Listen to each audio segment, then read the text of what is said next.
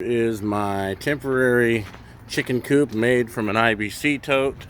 It is the 330 gallon type. I cut it off.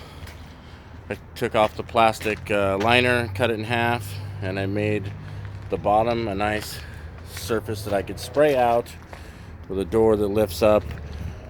And then I took a big 5-gallon thing and I put it in there with some chicken nipples on the bottom to water that, but it was leaking. So anyway, some flaws here is the inside. I have no way to clean the top out, so they would go up there and sleep and stay warm, but it's also getting soft and nasty up there. So I'm gonna revamp this design.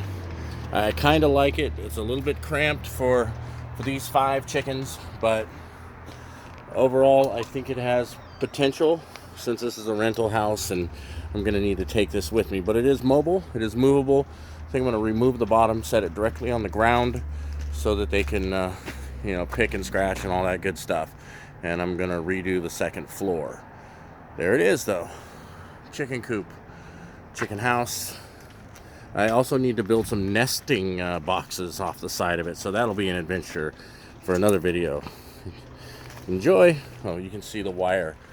I put a roll of wire around the bottom half, and that's how I determined where to cut the top half off at, was the size of the wire.